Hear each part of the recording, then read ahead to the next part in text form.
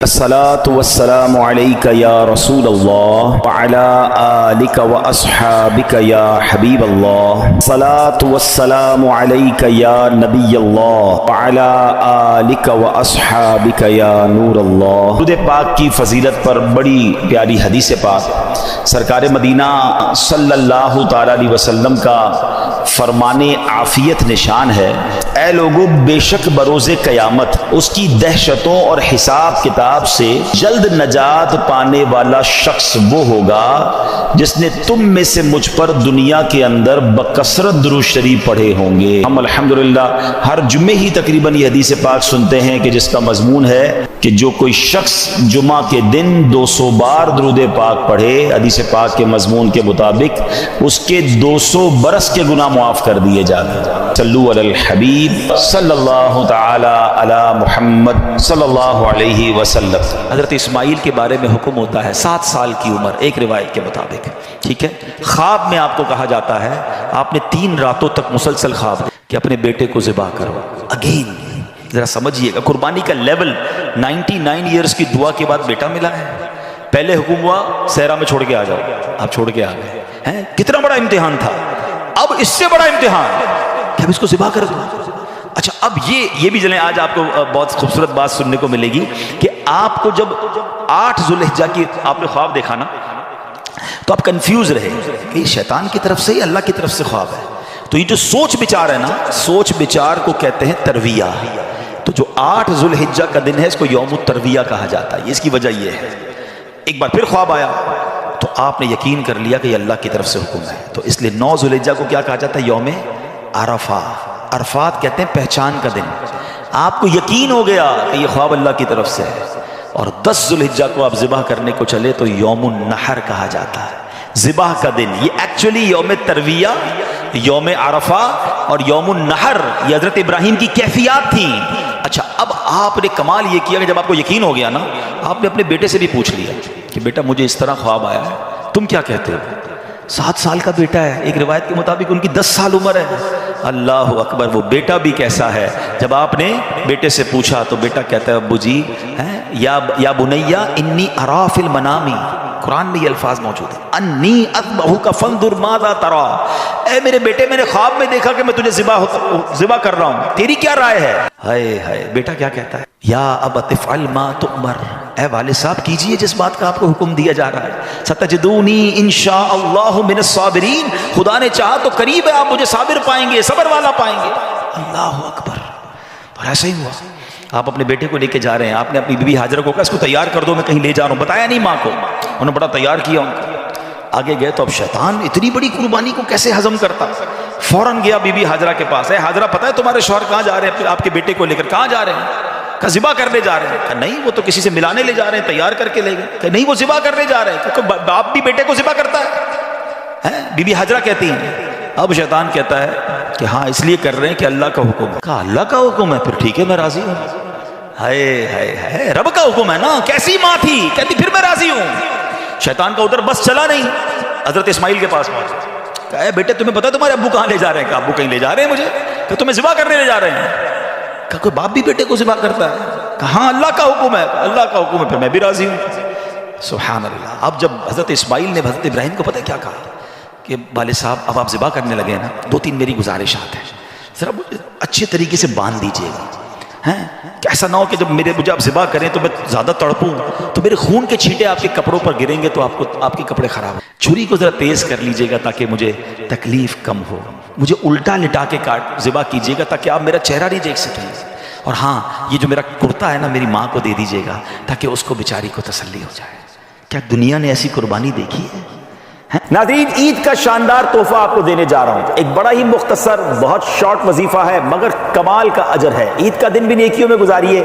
وظیفہ کیا ہے؟ جو شخص عید کے دن 300 مرتبہ سبحان اللہ و بحمدہ پڑھے اور تمام فوت شدہ مسلمانوں کی، یعنی جو دنیا سے چلے گئے مرحومین ہیں، ان کی ارواح کو، ان کی روحوں کو ایصال ثواب کرے تو ہر مسلمان کی قبر میں 1000 انوار داخل ہوتے ہیں. اور جب یہ پڑھنے والا خود مرے گا تو انشاءاللہ اللہ کی رحمت سے اس کی قبر میں بھی 1000 انوار داخل کیے جائیں گے. سبحان اللہ و بحمدہ 300 بار پڑھنے میں بہت تھوڑا وقت لگتا ہے. انشاءاللہ مرحومین کا بھی بھلا ہو جائے گا. پڑھنے والے کا بھی بھلا ہو جائے گا۔ امید کرتا ہوں اس عید کو یہ وظیفہ ضرور کریں گے اور اس میسج کو بھی عام کریں گے۔ اب سنو، حضرت ابراہیم نے بالکل ویسا ہی کیا، آپ کو باندھ بھی دیا، آپ کو لٹا بھی دیا ہے، اور آپ نے چھری چلا بھی دی۔ چھری کا کام کاٹنا ہے، اللہ چاہے تو چھری نے کام نہیں کرنا نا، آپ نے اپنا کام پورا کر دیا، وہ تو کر چکے جو کرنی بشر کی ہے۔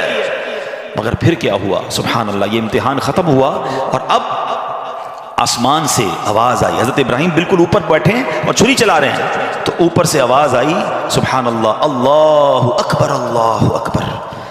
آپ نے جب سر اٹھایا تو دیکھا جبریل امین جنت سے مینڈھا دمبا لے کر آ رہے ہیں، تو آپ سمجھ گئے میرے امتحان کا وقت پورا ہو گیا ہے۔ بے شاختہ آپ کی زبان سے نکلا لا الہ الا اللہ واللہ اکبر۔ تو حضرت اسماعیل تو نیچے لیٹے ہوئے تھے، وہ بھی سمجھ گئے کہ لگتا ہے ہمارا امتحان پورا ہو گیا۔ وہ کہتے ہیں اللہ اکبر وللہ الحمد۔ یہ جو عید والے دن تسبیح پڑھتے ہیں نا، کیا یونیک تسبیح ہے، کیا یونیک تکبیر ہے، کن تین شخصیتوں کی زبان سے نکلا ہے۔ پہلا پارٹ حضرت جبریل کی آواز میں is the middle part of that تکبیر حضرت ابراہیم نے ادا کیا ہے، اور آخری حصہ ہے حضرت اسماعیل کی زبانی۔ ذرا سوچو تو صحیح کیسا منظر ہوگا، ذرا مل کے تکبیر پڑھیں اور اس منظر کو یاد کریں۔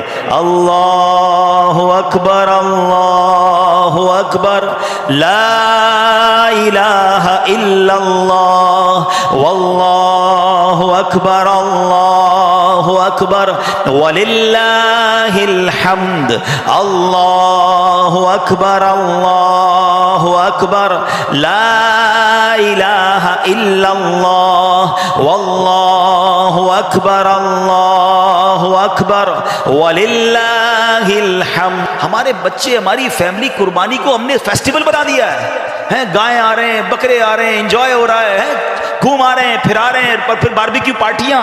کبھی تو یاد کرو یار، کیا ہوا تھا، یہ کیوں کر رہے ہیں قربانی، یہ کیسی قربانی کی داستان ہے، کب بتائیں گے ہم، کب اس کو سوچے تو صحیح۔ ہمیں خدا کی قسم ایک بار ان کو ہمیں زندگی میں اگر ہمیں بھی یہ کہہ دیا جائے کہ چلو ہر سال نہیں، زندگی میں ایک بار آپ بھی اپنا ایک بچہ ذبح کرو، کیا حال ہوگا؟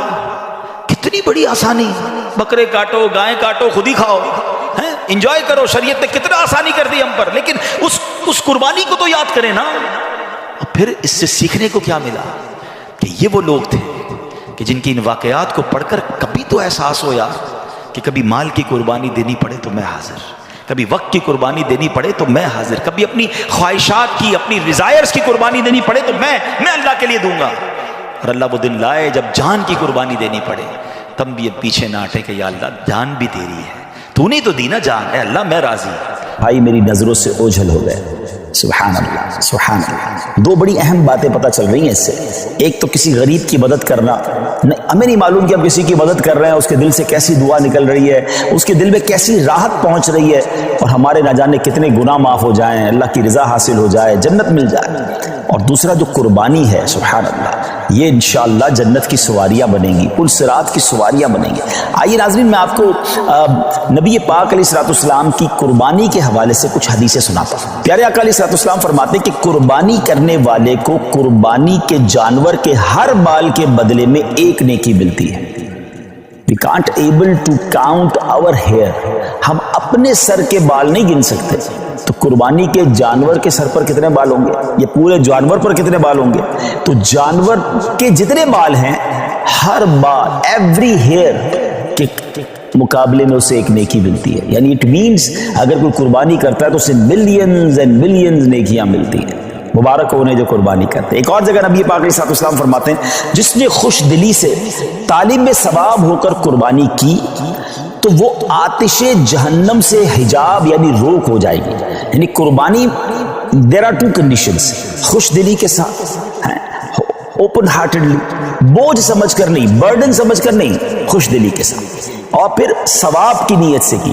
ہاں یہ الگ بات ہے کچھ لوگ قربانی دکھلاوے کے لیے کرتے ہیں، پتہ چلے میں کتنے پیسے والا ہوں اور جناب میں کتنی بڑی بڑی قربانی کرتا ہوں۔ بالکل بڑے جانور کرنے چاہیے، ہیلدی جانور کرنے چاہیے، مہنگے جانور بھی قربان بالکل اللہ کی راہ میں خرچ کرنا چاہیے، لیکن نیت اللہ کی رضا، لوگوں کو دکھانا نہیں۔ تو پھر انشاءاللہ یہ جانور، یہ قربانی جہنم کے مقابلے میں آڑ بن جائے گی، روک بن جائے گی۔